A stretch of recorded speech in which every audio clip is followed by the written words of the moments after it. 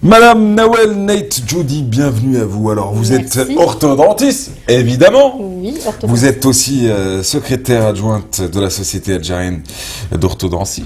On va en parler dans quelques instants. Reda Lotfi Alim, vous êtes membre fondateur et trésorier de cette Société algérienne d'orthodontie. Elle existe depuis combien d'années, tiens? Alors, notre société existe depuis 3 ans déjà. Nous avons 3 ans d'exercice. Nous avons déjà organisé 2 congrès. Et nous sommes venus, le docteur Alim et moi-même, vous parler aujourd'hui du congrès qui aura lieu demain, de notre 3e congrès, qui est organisé demain au Kiffen Club, au Saint-Dol du Kiffen Club. 3e congrès déjà.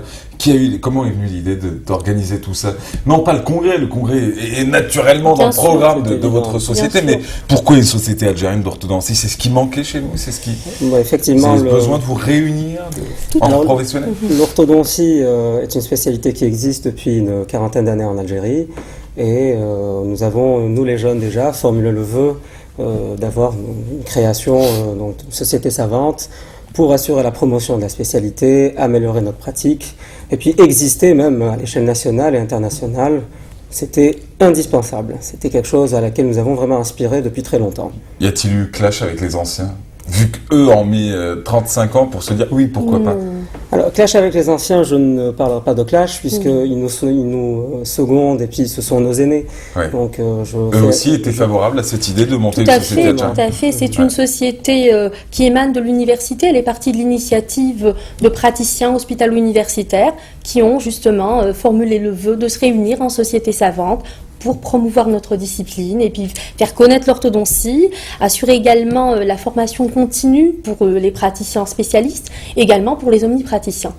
D'accord, super. Société savante, ça voudrait dire, hein, pour les Annebattés qui regarderaient et qui se diraient... Société scientifique. Voilà, on va dire société scientifique.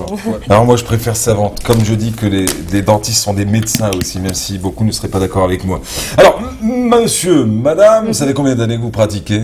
Alors pour ma part, je pratique l'orthodontie depuis 11 ans. Et dentiste depuis? Je suis dentiste depuis 97, donc ça fait de nombreuses années. Voilà. Ça fait beaucoup. Voilà. Nous sommes maîtres assistants hospitalo-universitaires, nous enseignons au sein de l'université d'Alger. Alors moi je suis un peu plus jeune que ma consoeur, mais j'ai quand même à mon actif... C'est pas fait pour la flatter. Hein. Non, pas du tout. Je veux dire qu'elle a un peu plus d'expérience dans la spécialité. J'exerce également depuis environ 9 ans, donc en qualité de spécialiste hospitalo-universitaire. On va parler de ce 3e congrès, ça tombe bien, de la Société algérienne d'orthodontie que vous avez désiré, que vous avez monté, créé, avec tous ceux qui ne sont pas là aujourd'hui. Tout à fait. Envers qui nous envoyons notre salut le plus sincère. Et alors, on va revenir aujourd'hui sur cette thématique orthodontie d'aujourd'hui. Quelle évolution a-t-elle évolué réellement cette spécialité? Grandement. Nous sommes dans une discipline qui a évolué, qui évolue tous les jours. Alors, il y a des évolutions qui sont notables sur le plan de la pratique que les patients peuvent ressentir, des évolutions de par les techniques, de par les matériaux que nous utilisons. Et quand vous parlez d'évolution, l'évolution, elle est où? Alors, elle est dans le fait peut-être d'avoir... dit à un moment que si on n'arrangeait pas ses dents dès le jeune âge, on ne pouvait jamais les arranger. Ça rentre dans ce cadre-là aussi. Alors c'est un peu basique comme réflexion. Alors on avait effectivement choisi ce thème cette année qui était donc l'orthodontie d'aujourd'hui, quelle évolution. Alors on part d'évolution déjà en faisant la rétrospective de tout ce qui a été fait depuis la création de cette spécialité en Algérie, voir un petit peu où nous en sommes aujourd'hui. Et bien sûr donc voir en prospection quelles sont nos perspectives évolutives dans cette spécialité-là. Qui sont vos invités de cette 3e édition? Alors nous allons avoir le plaisir bien sûr de recevoir des conférenciers nationaux de tout le territoire national et des conférenciers internationaux, un professeur qui nous vient du Liban, qui vont intervenir, qui vont parler de leur pratique quotidienne, qui vont partager avec nous leur savoir et l'évolution dans leur pratique quotidienne. Orthodontiste. Dentiste, orthodontiste, chausseur mal chaussé, vrai ou faux? Écoutez, chausseur mal chaussé. J'ai été chez un dentiste, il a ouvert la bouche, je me suis dit, il faut que je vous soigne. Écoutez, nous sommes aujourd'hui les représentants de cette société. Vous pouvez apprécier de vous-même que notre sourire est notre... J'avoue que c'est parfait. Ça va, nous avons un bon alignement dentaire. Je vous parle comme ça en fermant la bouche. Non, du tout. Ne pas trop montrer ses dents, c'est important. Je précise que je suis passée par une correction orthodontique. Ce qui est normal. Voilà. Ça reste entre les jeunes et la réalité, il y a un monde. Voilà. Faites-vous des stages de mensonges, tiens, pour devenir un bon menteur? On dit souvent un bon dentiste est un bon menteur avant tout. Est-ce que vous passez au moins par une formation, genre les techniques de com, comment tu l'arnaques, tu dis que tu vas lui enlever la gauche sur la droite? Non. Alors, restons quand même, dans une discipline médicale où il y a quand même un sérieux, une rigueur à avoir, et par la déontologie nous apprend à ne pas mentir, à dire toute la vérité à nos patients. Et puis on ne parle pas de mentir comme un dentiste, mentir comme un arracheur de dents, ce que nous ne sommes pas du tout aujourd'hui. Vous n'arrachez plus les dents? Ah non, en tout cas tout de même pas en orthodontie contemporaine. Donc plus d'extraction dentaire, donc on n'est pas des monteurs. Est-ce un domaine qui marche? Vous savez, vous parlez, vous dites, tiens, il y a votre congrès qui va se dérouler demain, ce qui est tout à fait normal, on en fait la promotion, c'est normal, parce que c'est quand même un événement scientifique important d'une société algérienne d'orthodontie, quand même toute jeune, relativement jeune. Oui. Donc ça c'est important, c'est le côté technique, c'est le côté promotion. Il y a aussi faire rêver ceux qui nous regardent, peut-être pour la relève, pour tous ceux qui se disaient, tiens, qu'est-ce que je vais faire dans la vie? L'orthodontie, le découvrir ce domaine est une chose, et le découvrir à travers des professionnels, c'est encore mieux. Dans votre cas, est-ce un domaine qui marche bien chez nous? Écoutez, c'est une discipline qui est très attrayante, qu'on exerce avec beaucoup de passion. Il faut passer par toute une formation, bien sûr, une formation diplômante. Il faut passer aussi il faut passer un concours. Il faut vraiment être passionné pour pratiquer cette discipline. C'est une discipline qui marche, oui. Effectivement, il y a une grande demande en soins. Nous recevons tous les jours au sein des CHU, nous exerçons au sein du service du professeur Siahmed où j'exerce, et au sein du service du professeur Laraba où mon collègue exerce, nous recevons une demande de patientèle qui est exponentielle. Les gens ont vraiment envie de parfaire leur sourire, et c'est tout à fait normal. Mais il y a un attrait esthétique qui est majeur dans notre discipline, qui est perçu par bien sûr le grand public, mais pour nous en tant que professionnels de la santé, il y a également un attrait médical de la discipline. Il faut dire aussi qu'il existe un engouement de la population qui est exponentiel, pour reprendre les termes de ma consoeur. La demande est de plus en plus forte, et il existe aujourd'hui une prise de conscience des citoyens, même dans les régions les plus rurales, de cette nécessité, de cette santé bucco-dentaire et de des exigences esthétiques. Alors, des braquettes transparentes en Algérie? Évidemment, bien sûr. Les braquettes en fait transparents, ou les appareillages transparents dont vous faites allusion, font partie en fait de tout un arsenal thérapeutique que l'orthodontiste dispose. Ensuite, effectivement, vous avez quand même une certaine catégorie de notre patientèle qui est demandeur donc de ce type d'appareillage, notamment les gens de l'audiovisuel, les journalistes, qui en fait font tout comme vous de la télévision. Il existe aujourd'hui une demande qui est exponentielle, notamment en orthodontie de l'adulte. Et donc l'orthodontie est obligée c'est une spécialité qui devra donc se mettre au diapason pour répondre à cette demande, aux exigences de notre patientèle adulte. Vous envisagez toute votre carrière en hospitalo-universitaire? Pour l'instant, pour ma part, moi je suis une passionnée de l'enseignement. J'aime beaucoup transmettre ce qui m'a été transmis. Donc pour l'instant, oui, je reste dans la carrière hospitalo-universitaire. C'est une vocation. J'abonde complètement dans ce sens. Nous avons en fait choisi de brasser une carrière hospitalo-universitaire. Nous faisons partie du corps formateur et enseignant. Je pense que nous y sommes et nous allons y rester encore longtemps. Et ça vous plaît? Ah oui, complètement. C'est fabuleux, ça.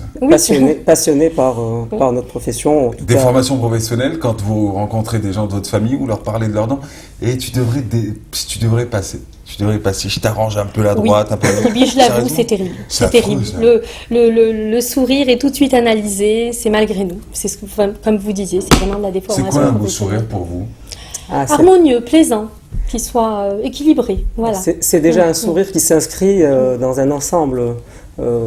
Qui est global, qui est le visage. Donc on ne sourit pas qu'avec ses dents, on sourit aussi avec les yeux. Donc on ne fait pas. Donc on ne regarde pas que les dents dans un sourire, mais effectivement c'est un élément crucial. C'est un passeport social aujourd'hui, le sourire. C'est une carte de visite pour un chirurgien dentiste, c'est évident.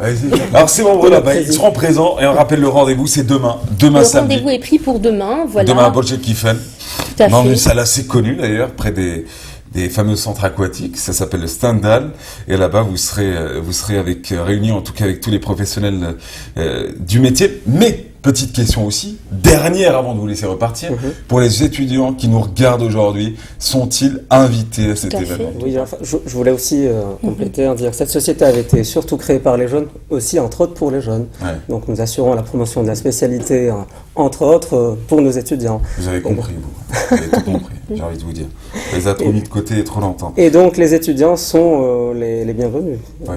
Alors il existe bien sûr une possibilité de s'inscrire directement sur place pour tout le monde. Donc nous invitons nos chers congressistes, étudiants ou confrères, en fait, à être présents, à être au rendez-vous samedi à partir de 8h30. Donc samedi 13h. On finit toujours pour les baptêmes, hein, pour les baptêmes seulement.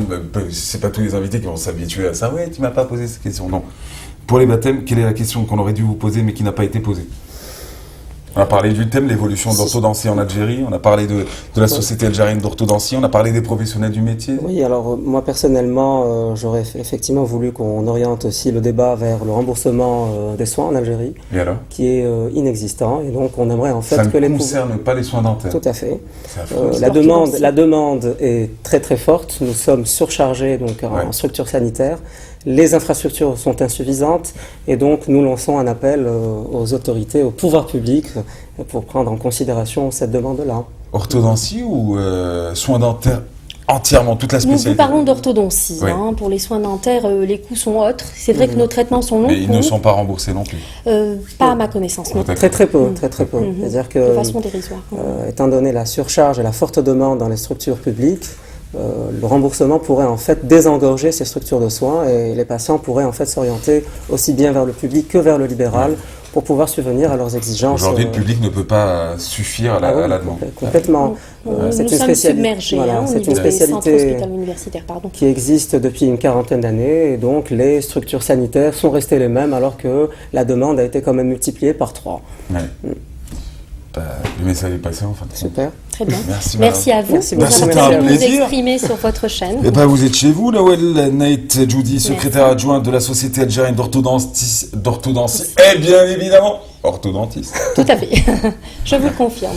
Et puis, Reda Lotfi Alib, merci encore, membre Merci à fondateur vous. et trésorier. Ça va, ça fait rentrer un peu de pépé, ça peut fonctionner normalement chez vous? Écoutez, Tranquille. alors la société a Au moins, pour les frais de fonctionnement.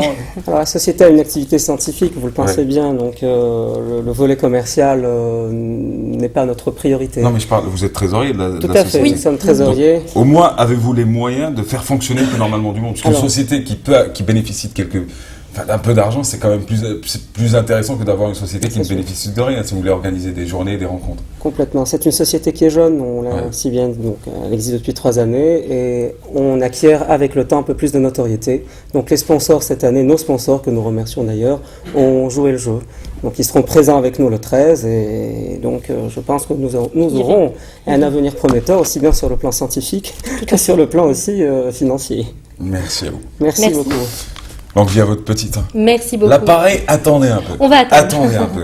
On va attendre, je vous remercie. Sinon, ça va être un peu chaud. J'avoue qu'elle va vous en vouloir toute sa vie, c'est pas bien ça.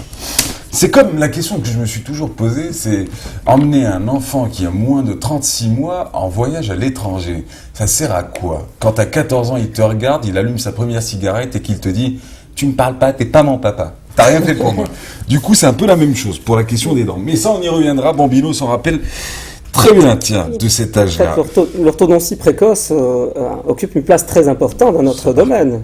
Pas 22 mois. Les patients commencent à consulter à l'âge de 4-5 ans. Donc dès lors qu'ils ont leur première molaire permanente, ou même encore plus jeune, en denture lactéale, ils sont les bienvenus pour des dépistages chez nous, donc dans les services d'orthodontie. En fin de compte, c'est pas la même histoire que celle de la cigarette et qui te dit que tu m'as rien fait parce que tu m'as pas envoyé. Je crois que